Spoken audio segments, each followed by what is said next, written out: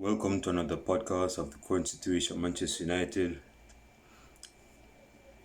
It's yet another day where Manchester United fails to land a transfer, at least a player to come to Manchester United. All of this been happening. All of this been happening. But there is no pen to paper, there is no signing, there is no unveiling of a player with his name on the back of a shirt. Just talk. But there's a few things that I need to discuss because I've been behind the eighth ball a few bit. I haven't done much videos lately, so I guess I have to catch up on a few stuff. First of which, as relates to transfers, latest news in relation to Manchester United, is the transfer of Christian Eriksen. Now, this is a transfer that a few years prior, I would actually go with this signing because Christian Eriksen, he's not the Christian Eriksen of old. He's getting old, so we have to accept that he's not the same player as he once was when he was at Tottenham. But Christian Eriksen, although he's somewhat past it, he still would be a better number 10 than Bruno Fernandes, Danny van de Beek, any midfielder in our midfield. This brethren can ping a pass and he can break the lines with his passing range. And this brethren was at Brentford on loan for like half a season or until he came back from his adverse situation where he went through a rehabilitation and got better. So he did decent, actually did well when he was at Brentford for the remaining part of the season in the Premier League. Now, with Christian Eriksen being linked to Manchester United, this is a transfer that even though he may be our best midfielder, given his adverse situation last year in the Euros, I don't think this brethren is viable to start. I don't think I'm all about taking chances, but this is a life and death situation. We cannot be starting this brethren most of the games.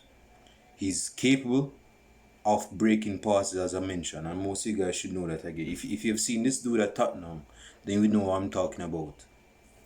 He's a very good number 10, and the fact that we are linked to him, particularly at this moment, is a good thing. We're very slim in the midfield. We're lacking in the midfield, not only in options but in quality.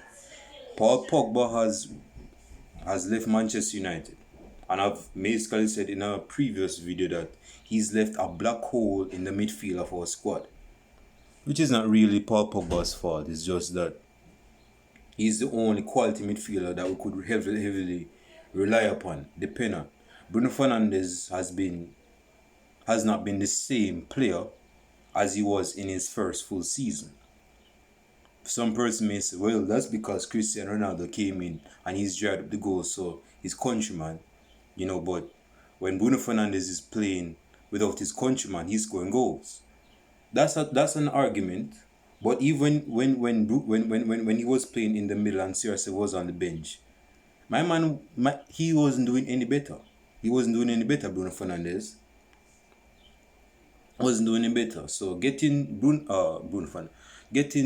Christian Eriksen, I was about to say Cristiano Ronaldo. Getting Christian Eriksen in our squad enhances our squad. Again, this is not a guy we should be starting on a regular basis given his situation last year in the Euros. If the physios give him the green light, if he signed for Manchester United, which the person is human and everything a human says is not correct, despite them studying that field of human health and the physiology of the body, but still things can happen. Yes, me. I don't even think he's that fit to start 90 minutes. He can play at least to 60 minutes. Pull him off, put someone on. But Christian Eriksen being linked to Manchester United, he improves our midfield instantly.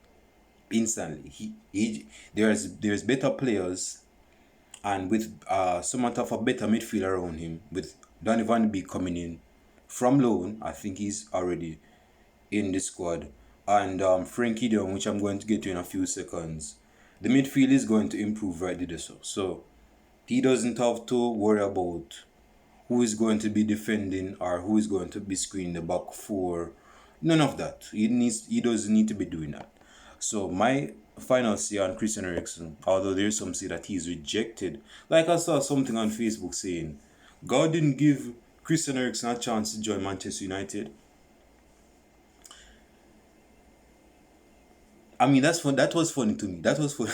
That was funny to me, given the bad season that Manchester United has had. My man's basically saying, no man, bro, bridging up there, so they didn't give this bridging down here, so another chance to go out live, to have hell at Manchester United. I mean, we're not that bad. I mean, we haven't won any trophy since Donald Trump was in his first year as president in the United States. But I don't think we're that bad where Christian Eriksen is just, I don't know, just devoid of growth to be a better player or to be a good player in our squad. I don't think he's that bad. But yeah, I would give Christian Eriksen the green light. I would allow him to come to Manchester United, but he won't be starting much games given his health ailments and conditions. I haven't watched Brentford. I do watch Brentford, but I haven't seen Christian Eriksen. So I don't know if he's played all the games or full games or half a game or even 3/4 of the game. But based on speculation, given that I haven't watched them games, I would like to think that they know better. They have better judgment in not starting his brethren on a regular basis. So yeah, that I would approve of this transfer I'm bringing to Manchester United. The next piece of news is give me a second. Frenkie De Jong. I'm pretty sure our minds are now like we wake up in the morning with Frenkie De Jong on our mind, because this transfer has been on our mind for a long bit. Manchester United, it says they are close to completing a deal to bring FC Barcelona midfielder Frenkie De Jong to Old Trafford as Erik Ten Hag's first summer transfer signing. I've mentioned before that this is a good signing. I haven't seen much of this brethren. I remember when he left Modric, when he sent Modric back to Croatia. I remember that move in the Champions League at the Bernabeu. But I guess that's been the highlight of his career, bro. Because when persons are talking about what he's done, the good things he's done, that is the clip they want to show. He's putting Modric, who is one of the best midfielders in modern day football currently, at the age of like 36. And persons are saying, yes, if Frenkie De Jong has left, Modric, he sent him on a sandwich, sent for a sandwich in Croatia, back to Croatia, then he's supposed to be a good signing. Is that the way how you guys judge players these days, man? Is that what footballers come to? Maybe I'm old school, I'm traditional, but man, I'm not even old, but even me myself, bro, I'm not even saying that to judge a player saying that they're good just because they have another good player on the backside. I'm not saying that. But Frenkie De Jong is going to improve the midfield if, given that he's worked with Erik Ten Hag before, is going to be an instant improvement. Now, of course, this is the Premier League where it's more aggressive, more combative. You have less time on the ball, so your thinking has to be very quick. So do not be so. And this is not me creating a negative cloud over the head of Frenkie De Jong coming to Manchester United. But if this brethren come to Manchester United, let us be realistic enough to know that it's going to take him a while to get the ball rolling, so to speak, well, literally and figuratively. He has to adapt to the Premier League. Sancho is adapting to the Premier League, and it's going to take him a while, and he's going to do well this season, I believe so. So Frenkie De Jong coming to United, given that we have lost Paul Pogba, Juan Mata, Jesse Lingard, Matic. Yeah, that's a start. That's a start to bring to rejuvenate, reform the midfield of Manchester United. Is Frenkie De Jong, but that's a start. Again, bro, we cannot replace Pogba with one midfielder. I've said that Pogba, given his prowess as a midfielder, given his capabilities, his CV, this brethren, you need 3 quality midfielders to replace one Pogba. 3 quality, not just 3 midfielders. I'm not talking about having 3 Deadwood or 3 Jemba Jim. I'm talking about having 3 quality midfielders to replace the exuberance of Pogba as a midfielder. You can replace Pogba with one midfielder, man. You can't. The only exception, and this is me going way back, is probably what? Seedorf is a good show, but although Seedorf was a deep player, Recall Me was a very good number 10, although he's not a box to box per se. But yeah, man, Pogba is one of the very few Yaya Toure, one of the few box to box midfielders that has pace. He can dribble, he can shoot, he can pass long range, and not just long pass in a convert. I'm talking about fashion style with the outside of the foot, charisma style. This is not a regular by the book everyday average Joe midfielder. This is a midfielder that is unconventional. They can see that in the way he plays. He's a risk taker in terms of his passing. You can replace that with one quality midfielder. You need at least 3 quality midfielders to replace one brethren. And that's what we need. And Frenkie De Jong is a start along with Christian Eriksen. So if we get one more quality midfielder, then that's a good thing. So leave your comments down below. I want to hear what you guys have to say. If you guys want Christian Eriksen, why do you want him? And if you guys don't want him, comments below. Leave your comments below. Frenkie De Jong, that is close to a sign for Manchester United. Close. If you want him to come, well, I think he's coming anyway, whether you want him to come or not. Leave your comments down below on whether you want this signing or you don't. And state a few reasons as well. I'll be happy enough to read them in my next video podcast. Next piece of news, which was eye-boggling to me. Hey, listen. I heard a couple days ago that Chelsea, given that Lukaku is going back to Italy, I guess the food is better than England's. He hasn't adopted. Well, Lukaku basically shit his own pants, basically, because this brethren was in an interview, and he basically rat on Chelsea in a Chelsea interview. He was basically saying, I want to go back to Italy. You know, the environment, the culture is better than England. But you went to England, so are you saying that? You left the confinements, the comfortability of Italy to come to England, where you know it's not as suave as Italy, it's not as slow as Italy, the Premier League. But because Italy had problems with their finances, I know that they're not going to fully fuel your finances per week. You want to go to Chelsea because they have money. And no, you know, Big Ram is returning. He's going to be the next Didier Drogba, the next our Diego Costa. You have flopped, bro. In your first season, you have flopped because once you basically rat on yourself in that interview, you were never the same player. Persons don't see you the same because they are going to be wondering what's happening up here. So as you as a Chelsea player, Tuchel don't trust you. He may say, yes, he's apologized to me and I have accepted his up. In his mind, he's going to still, because see, if you present yourself one way, if you present yourself one way, whether it's consciously or unconsciously, persons are not going to see you the same. They might give you the impression that they're not going to see the same because you have basically shown your intentions, what you're capable of doing. If you were a friend, bro, I would have just cut you off just like that. Period. Because that tells me that you have your loyalty is called into question. It's in jeopardy. It's not genuine, at least in my opinion. It's me. But Lukaku has messed up himself. He needs a bath. And now he's getting that bath to go to Italy to get a rejuvenation of his career. Now, what am I saying this for? Ronaldo has been linked to Chelsea. Ronaldo has been literally linked to Chelsea. Person saying, speaking of snakes and rats. Well, if Ronaldo go to Chelsea, Chelsea is a rival for Manchester United. So if he goes to Chelsea with Ronaldo, that's a rat move for Ronaldo.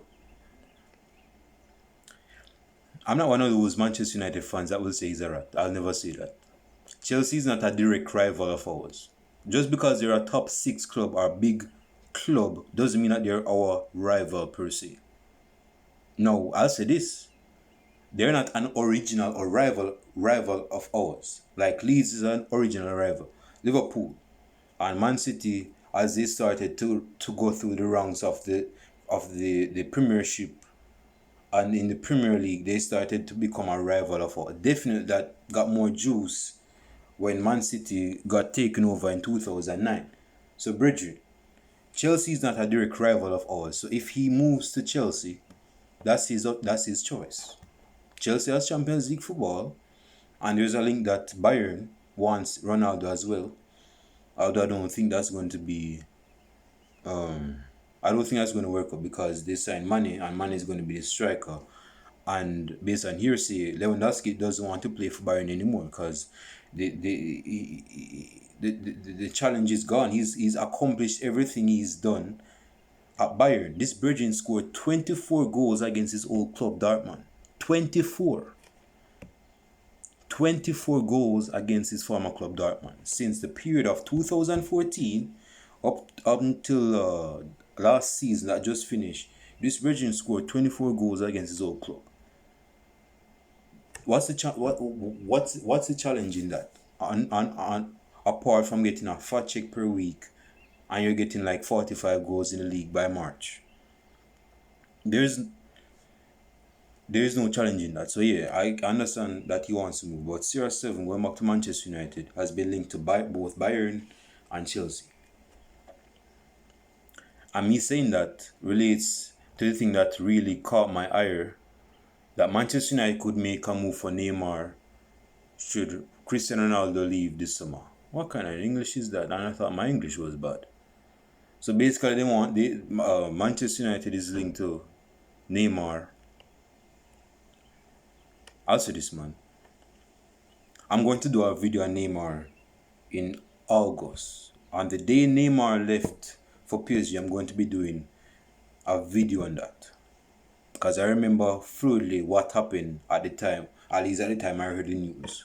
So I'll be doing a video on that in early August. Like I think he moved to PSG on the 3rd or 2nd of August. But anyway, Neymar linked to Manchester United. I don't want Neymar, and this is not me spit talking on him. I don't want Neymar nowhere near Manchester United.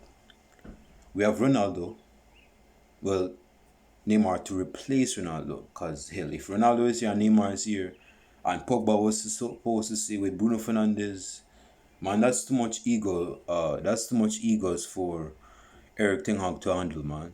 We have seen how egos have basically pushed out managers out of their managerial position and they end up getting sacked. But with Neymar coming to Manchester United, I don't want Neymar to come to Manchester United. If this Virgin come to Manchester United, given the good players that have come to Manchester United and has not replicated that form that they had previously before coming to Manchester United, I wouldn't want Neymar to come near Manchester United. Neymar is showing his age somewhat. Hey, time out. Do you guys recognize that Neymar is 30? Neymar is 30, you know. Neymar is 30. I remember when this Virgin was heavily talked on when I was in high school. Like 2010, 2011. Person we're talking about. Yo, you know, see this skinny Virgin in the Brazilian league. He have a mohawk up here, so man. All the way up here, so. And him skinny, man. And he wear extra large t-shirt. And him just a B players. That Virgin go be the next. Dude, there was a big, at least at my high school. I can't speak for your high school or no. At my high school, person we're talking about, this prodigy, who is on the verge of being 30. Well, he's already 30. He was a big talk. I ask anybody in 2010, 2011 that was watching football about some Brazilian skinny youth in Brazil beating players, leaving players. This Virgin was 16 or 17 years old. And he was doing that to seasoned, ripe players. Well, the Brazilian league is competitive, but still give the man his props. This Virgin scored over 100 goals for Santos. And he moved to Barcelona when he was like 18 or 19 thereabout. So Neymar, I can't believe this Virgin is 30 already. Time is flying, man. But Neymar linked to Manchester United, man. Given our midfield, No, no, no, no, no, no. I don't want Neymar to come. No, I don't even want Neymar to come in the Premier League. I don't, let alone Manchester United. I don't want this Virgin to come to the Premier League, man. This dude is a drama queen, a certified drama queen. I know that the Premier League comes with it as it relates to like tackling. So if Neymar was to come to the Premier League, given his antics, his shenanigans, this Virgin is going to be all over the place, man. This Virgin is going to be all over the place, all over the place. And in relation to getting tackled, you'll be rolling like dice on a board. This is me so. And for other reasons, he might just flop. He might just flop, man. In my opinion, Neymar is not looking to be competitive at this moment in time. Neymar has made a lot of money. He has a fat following. Neymar is 30. We all know how Brazilians are with in terms of durability when it comes down to football. A lot of Brazilians, man, they don't have the drive. Because I'm going on a tangent, but you have to understand that a lot of Brazilians came from corrupt backgrounds, came from poverty. So any chance of opportunity to come out of that situation to make a lot of money without less work or whatever, they're going to bite at it. And unfortunately for them, there's one thing they know, among other reasons, is football. So once they know that they can play football, they see this as a cop-out to come out of their poverty situation. And it's not just because you're good at football or good at anything doesn't mean that you have a passion to do it. Just because you're good at something doesn't mean you have a passion to do it. This is why you see these Brazilians copping out at the age of like 24, 25, 26. And they've passed their prime at the age of 24, 25, 26. And players enter their prime at 26, 27. Ronaldinho, not to disparage Ronaldinho, but Ronaldinho ruled football for 3 years, from 2004 to 2006. This Belgium was about what? 26. They're about in 27, man, he was not the same player. Definitely after the World Cup in 2006. Adriano, Kaka was always good, but when he went to Real Madrid, he wasn't the same player he was when he was at AC Milan. I mean, not too many Brazilians are going to be as disciplined as Cafu, man, or Emilson, I think I said that right. Or Lucio, or a few other, old-headed players, man. Because they're from that era where hard work and ethic comes into play. Even Rivaldo has work ethic. Rivaldo retired when? And Rivaldo is still in shape. I think he retired in 2014 and 2015. So yeah, Neymar is not looking to be competitive, but he wants to stay at PSG at least until PSG wins a Champions League. This is me. I don't think he might stay there after next season if they haven't won the Champions League. But yeah, man, Neymar shouldn't come. We don't get to lengthy, man. Neymar shouldn't come to Manchester United. And this is not against Neymar, it's for his own good, because he might flop. So yeah, we don't want Neymar nowhere near Manchester United, at least based on my account. Man United now confident they'll sign out of this world midfielder alongside De Jong. This is the thing I'm talking about with these clickbaits, out of this world. Then you realize it's just some ordinary midfielder just to get I already spoke about him, Christian Eriksen. But yeah, he's good, but he's not out of this. This is not a 2015 to 2019 Christian Eriksen, man. This is it's just not. Let me see if there's any other things before I move on. Before I actually finish this video, I don't want this video to be long.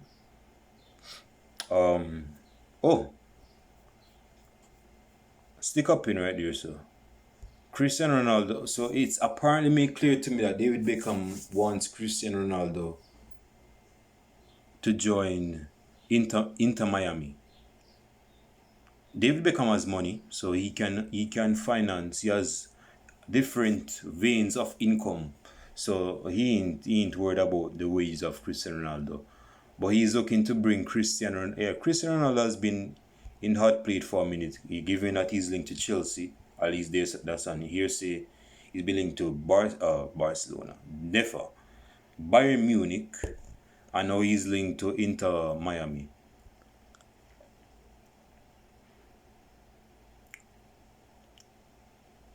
I'll say this. Something's on my lip. I'll say this. With Cristiano Ronaldo being linked to Inter Miami, I wouldn't listen. I would give Ronaldo the season that is coming up, this last season, because he's going to be 38. We can't keep Ronaldo forever. Ronaldo is not God Almighty. He's not immortal. He has batteries that will go on E eventually. This brethren, now he's basically said that he wants to return to Sporting Lisbon at some point in his career.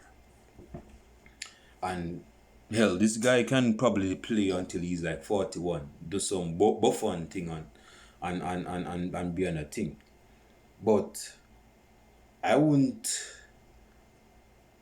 let him go as yet. He has goals in him, and his championship and his champion mentality is excuse me. If this brethren, if his mentality is removed from the dressing room, Manchester United, we have a lot of players that lack discipline, basically. And with Ronaldo being moved, that's going to certify that in plain sight. We have a lot of players, and some of them were removed. Let us be honest. Pogba lacked some discipline. Jesse Lingard lacked some discipline.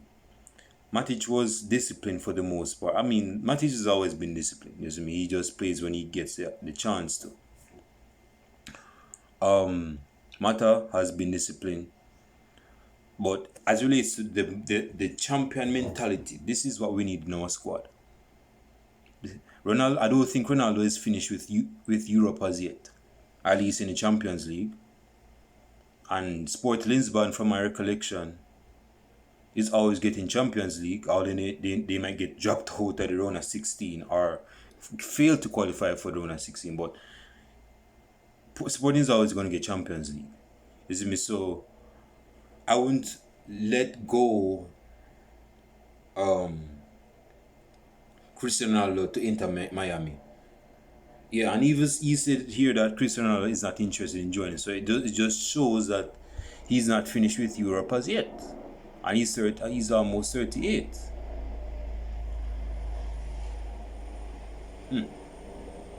I wonder which notorious criminal they're looking for in the air. Okay, this is supposed to be it. Yeah, man, another thing, man, Manchester United has been doing a lot of this, man. Going back to the first thing I've basically seen is a lot of this talking. All of this yik-yak. There's no action at play.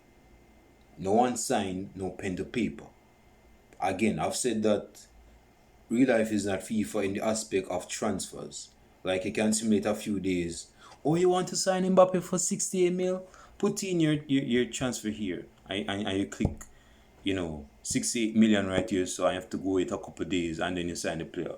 Mbappe, that's a bad example on me because Mbappe is looking to move from football slowly. You can see the man's transition.